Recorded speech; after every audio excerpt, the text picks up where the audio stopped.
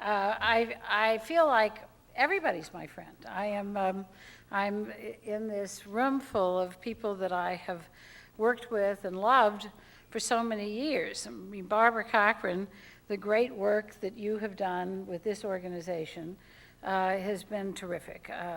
You've really pushed for openness and accessibility for the government in ways that are very important. Barbara was my boss, and many years ago, we won't say how long ago, but you have just been fabulous at this job, and congratulations on all the work you have done. Bill Roswell didn't know when he came tonight that I once worked at KYW. It was not even KYW when I worked at KYW. It started as WRCV, and then there was an exchange because of, antitrust rules, and it became KYW, and it was a great place to work. I worked there with Tom Schneider, which dates me, but a lot of things date me. Chris Matthews, along with Kathleen, he is quite correct, is his ambassador to the human race. But they are wonderfully good friends, despite the fact that when Chris was TIP's spokesman, he's tried to spin us all the time, Charlie, right? I mean, it was constant spinning from Chris. But TIP was, those briefings were wonderful, because TIP would always say, to be perfectly truthful. And I finally just started writing in my notebook, TBPT, to be perfectly truthful, because you knew that was the next quotation. But he actually was truthful most of the time. Although I was with Gary email the other day, who said that Tip told those stories so many times that he could pass a lie detector test even if they weren't true. Judy Woodruff and I worked together at the McNeil-Lair NewsHour, which most people still call it, don't tell Jim, and has been a wonderful friend for so many years. And Jack Womack and Susan Grant, I have not known personally, but Steve was at CNN for many years, and so I feel a great connection there. And Susan, the more I've learned about you, the more admiring I am of you, and you are a woman after my own heart. So, and Google, what would we do without Google?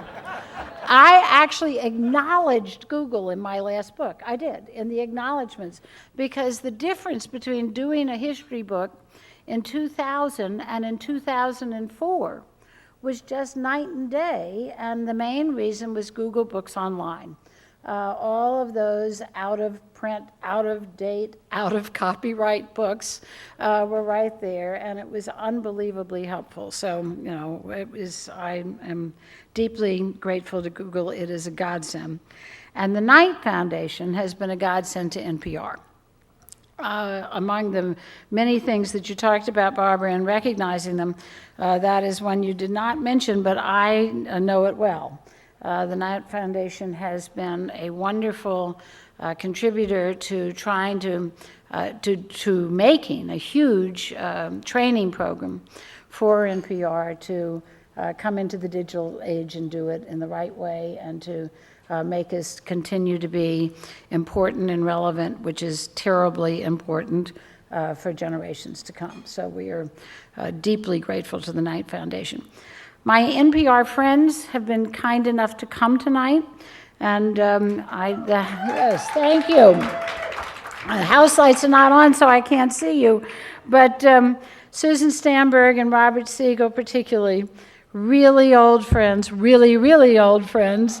When we all started out together more than 30 years ago, Robert had one baby, and one that was born while we were there. In fact, Nina, we were all nervous about that baby getting born, and we weren't getting any news, so Nina called the hospital and said, "Dr. Totenberg here," and we got the information. And Susan and I were the only women each other knew at that time who had small children at home and were balancing work and family. Those children are now parents, and it's their turn, and God love them. It is really their problem. But what wonderful friends they have been over these many decades in doing the great work at NPR. And our dinner chair ladies, my wonderful, wonderful friend, Robin Sproul, who is not only a fabulous news hen and a gifted manager, but a person that I have such good giggles with, sometimes at the expense of the big bosses. And our other chair lady, Sissy Baker. Sissy and I not only covered Congress together, but we are congressional brats, which is a category. It's actually an acknowledged category. And I had both my mother and father in Congress, but Sissy's father, grandfathers, both grandfathers, her grandmother, and her stepmother have all been in Congress. So she is genuinely unique, and there's no wonder that she chose journalism. So I do feel like this is a gathering of friends. But the truth is, many of us, even those of us who aren't that well acquainted, have been together in this enterprise for many years, devoted to covering this country and especially this city, trying to explain the workings of American government, not always easy, to people so they can make informed decisions about their representatives.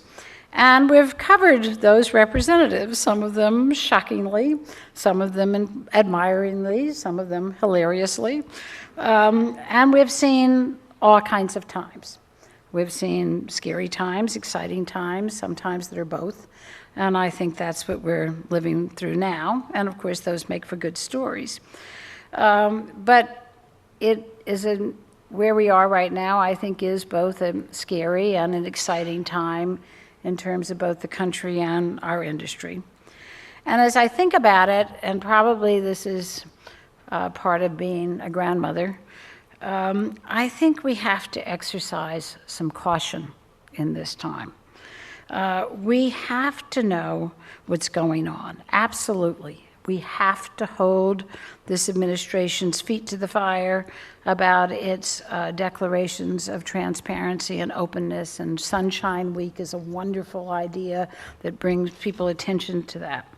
So we have to be ready to shine light on what's going on, and there will be waste and inefficiency when you have these vast amounts of government money going out. But we also have to be able to create some light, to be able to let people hear from the sensible souls, to be careful not to turn our microphones over to the shouters, to the extremists. As we put our programs together, the first question shouldn't be, where's the argument? But it should be, who has some good ideas about what's the answer? And there will be conflicting good ideas, of course. That's a debate. That's a meaningful debate. But we all know there's a big difference between a couple of thoughtful people trying to get to some solution and a shout fest where the shouters are seeking attention and the broadcasters hoping for ratings. I am just back from my hometown of New Orleans. New Orleans, Sam.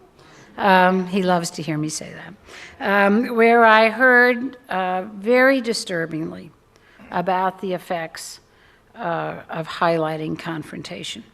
You know, the news media after Katrina and during and after Katrina was admirable and really succeeded in bringing people together in a terrible time. But now, I'm sorry to say, it's helping to split people apart. The racial tensions in the city are rising at levels that I have not seen in decades. And the coverage, especially the broadcast coverage, is exacerbating it, as every disagreement between politicians of different races is magnified into some kind of incident, and the most incendiary, not to mention totally crazy people, are put on the air screaming over the airwaves. We cannot do that here in the nation's capital. It is too sensitive a time. It is too scary a time, but it is exciting. Thank you.